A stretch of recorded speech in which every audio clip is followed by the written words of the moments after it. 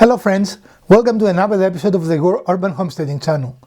If today is your first time visiting with us, we want to extend to you a very warm welcome and invite you to watch any of our over 540 videos we have arranged for your convenience in playlists, as we are confident you're going to find something both useful and entertaining to watch. If you've been here before, welcome back. If today is your birthday, we want to wish you a very happy birthday. Today in our midweek episode, we're going to talk about routers. And a router is a very interesting tool because it can do a lot of things. It can route, which means it can make very detailed edges on a piece of wood, but also it can do other things, like it can cut circles, it can make keyholes, it can do a variety of things. And I would say it's one of the top 3 tools that you should have in your workshop. So stick around and we're going to talk a little bit about routers. Routers are very useful tools, and we have in our arsenal 4 routers. We have a router table, which is very useful when you want to do long pieces and you want a high level of precision. And we have removed our fence. A router table usually has a fence, and we don't have it on now because the last time we used it, we were routing the inside of circles, and the fence at that instance was a hindrance, not a convenience. But the router table allows you to do a lot of detailed work safely, and while it is not a must, it's a nice thing to have in the workshop. With the exception of the router table, the rest of the routers are actually fairly inexpensive. We have a Lotus here, which is our plunge router. It's our newest acquisition, and as the name implies, the plunge router, you can start anywhere in the piece, and even if you don't have to start in the edge of the piece to route, right? You can plunge into the piece and then move the router. Does it make sense? Yeah. Or all other routers, you have to be at the edge. You cannot start any other place, right? You cannot start in the middle of a piece and router it, unless you have this kind of router. This is our last acquisition, and here is our very first router ever, which is a higher grade router. This is a Craftsman, and as you can see, you can separate the base of the router for the router itself, which also means that this router can be mounted on a router table. And I'm sure Craftsman makes a kit routed on the router table. This is a very, very nice router, and arguably is the router we have used the least because I was not comfortable using routers when I got it and I didn't know enough. So we have started using it recently, but we have not used it before. One of my favorite routers is the cheapest router. This is a $19 router, and this has become our dedicated keyhole router. At $19, clearly this is not as powerful as this router or the Craftsman, but it's inexpensive in something like making keyholes or a specialized router. Instead of having to change the chuck, this is a great addition to your toolbox, not tool. This is a Harbor Freight router, and again they are routinely $19. I don't know if that's the normal price or not, but they are routinely at that price point, right? Yeah. And you can have a couple of those. It works very well. We have used it in many occasions. Actually, we have used all of our routers except this one. And this we purchased for a specific project that will require us to do plunge routing, and none of the routers we had was having that capability. Necessitate us to buy this router. So why have more routers, or should you have more than one router? If you have only one router, I would say have a plunge router, because that's the only function that you need to have the specific design to plunge, right? If you need to plunge, and at times you will, and you can only afford one router in your workshop, a plunge router is the tool to have. Or conversely, buy 2 or 3 of these cheap routers, and even if you burn one out, again, the negative of this is not a very strong router, right? It has a very small motor, as you can see clearly, right? I mean, the size of this is the size of the motor. Mm-hmm. And as you can see, this is a substantially smaller motor. So if you overwork it, there is a chance that you're going to burn this router. But at $19, that might be a risk you're willing to take. So far, we've used it in many projects. It never gave us any difficulties. Am I remember correctly? Yeah, the only difficulty has been to do the keyholes. You kind of need to have some sort of a guide. But yeah, but that's not 2 routers. Of the router, no, it's been fine. every machine that rotates, and routers do, will have a tendency to walk. Right. It's called the P-force in physics, right? It will want to turn. So that is not a router fault. That is just something you have to deal with. And routers come with attachments that allow you to put an edge on the side to make a routing inside, like if you want to make a data or something like that, a rabbit, I guess is a better term. Very, very useful. And the key with the routers is actually not the router itself, but the router points.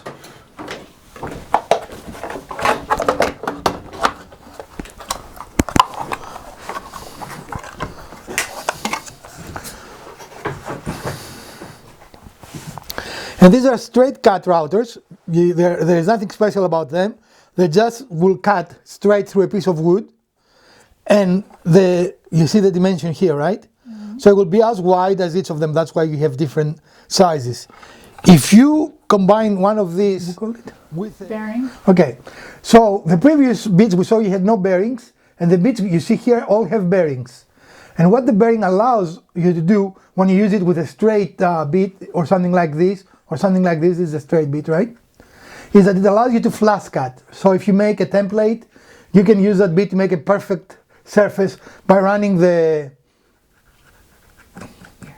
bearing on the template and then making a perfect cut on the other side. As you can see, the different bits can execute a lot of different functions, and this is a very, very intriguing one. This allows you to make finger joints, in essence, to make a board that is too short longer. So routers allow you to do some things that no other tool allows you to do, right? Mm-hmm. And in future episodes, we're going to show you how to use all this in detail. You can buy router bits like anything else. Buying a bit like this, not a bit, a set like this, it's very useful. And the one missing here is actually the one that's on our table. See, they're all the same color. Mm-hmm. And here on the bottom, it shows you the profile of what it cuts. Is that visible? Hang on. Underneath each bit, Yeah, I think we got it there. it shows you the profile that the bit cuts, right? Yes. So something like this, it's probably more expensive than the router, definitely more expensive than our cheap router. You are looking at $40 or $50, but if you think that each bit is easily $20 or $30, it makes sense to spend a little more and buy a set than just buy bit by bit by bit. The exception is bits like that they're very specialty bits. You will not find them in a set. And I don't remember the cost of this. I think that actually was sent to me. But in any case, like anything else, it is more important that you purchase the right accessories. And for a router, the accessories are the bits, right? Yep. And here is where you want to spend more money. Do not buy the cheapest bits possible. We have found from experience that very inexpensive accessories produce very poor results. And they don't last long. Right. Well, you can buy router bits in all kinds of different sizes and numbers of bits. Like, it's Right. not just one or two varieties that you could purchase. You could buy all different sizes of sets. Correct. And in our case, most of our routers, I'm not sure of the Craftsman, are 1/4 shank size.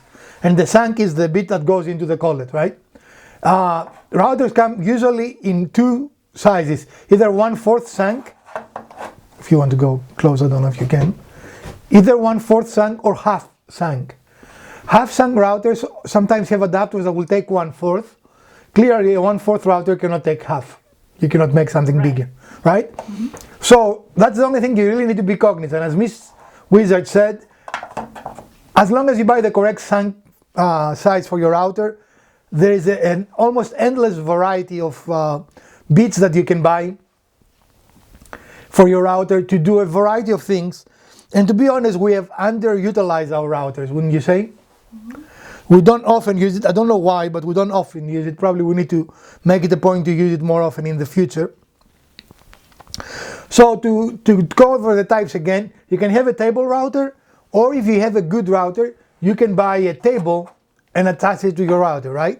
This came as a set. The router is Ryobi and the table is Ryobi, and I purchased, was one of the very first tools I purchased over 10 years ago. As you can see, this is the old blue Ryobi color, right? It's not the new green color.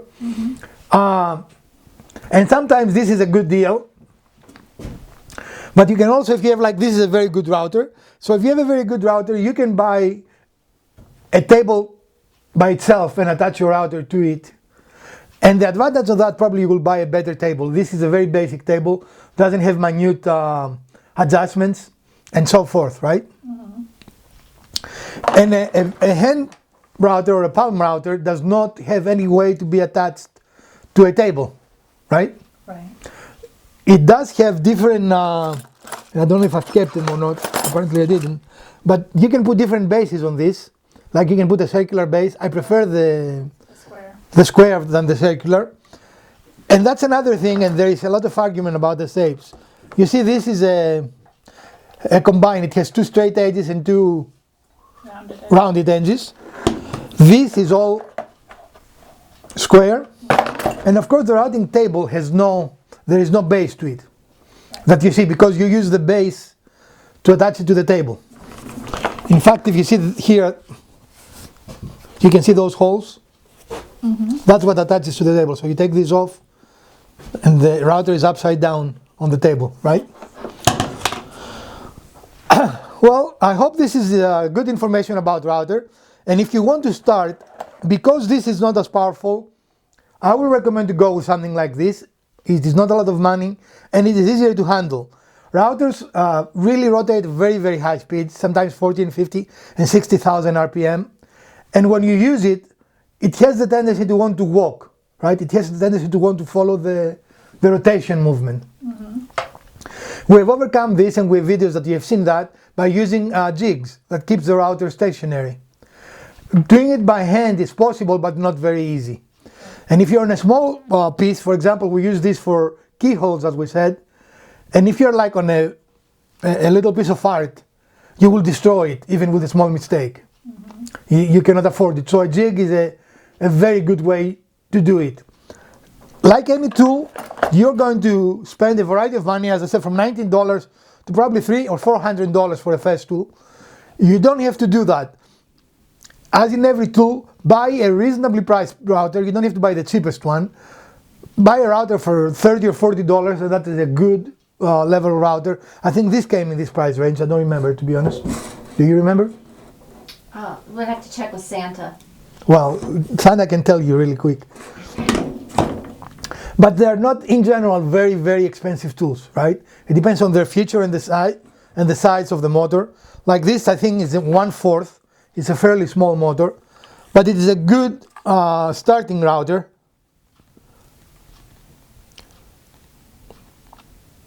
And also, this only goes 26,000 RPM. I'm not sure if you will be able to get it or not, where it has the characteristic. It has 1/4 collet and 26,000 RPM. I'm not sure I can get it, but I've got it in frame, so. Okay. As opposing to this, that goes to 30,000 RPM. And you can see there is a marked difference in the speed, right? And by the way, the biggest the router bit you use, the slower a router you should use, or preferably a router that has speed control. And this one has speed control back here, right? Because if you overspeed a bit, you're in danger of making the bit separate, and that can become a very dangerous situation for you, right?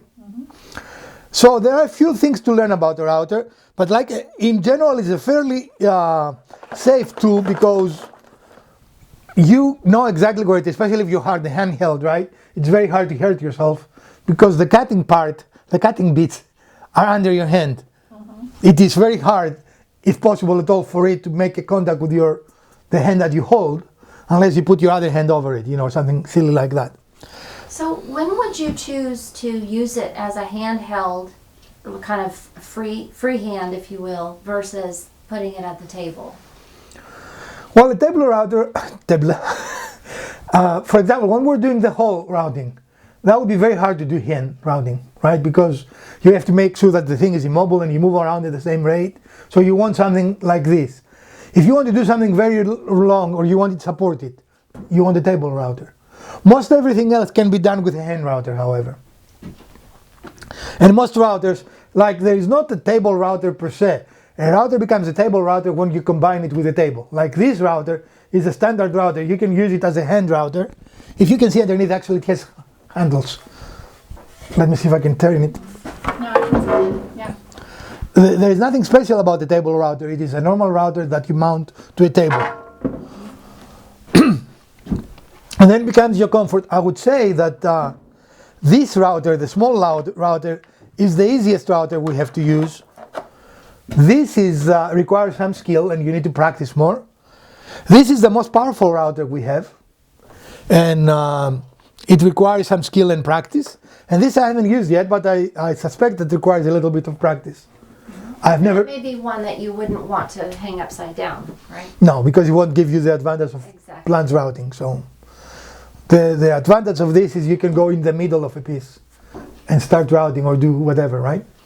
Also, a router like this allows you to fold patterns and make art, right? Because there is a collet that you can put here that can very easily follow a pattern and create letters or pictures or whatever you want. So routers are very versatile tools. As you can see, we are not really a brand specific shop. We have a Ryobi router, we have a Craftsman router, we have a Lotus router, and we have a Central Machinery router. So we buy whatever is a good price for our needs, right? Mm-hmm. Ladies, did we forget to cover anything? Not that I can think of. All right, well, we hope you found this video educational and entertaining. And if you did, we'll appreciate a thumbs up. If you didn't, the other button works as well. Share, like, subscribe. Let us know what else you would like to see. Happy New Year 2021. Stay safe, put your masks on, wash your hands, and we're going to see you on the weekend with another build. Farewell, friends.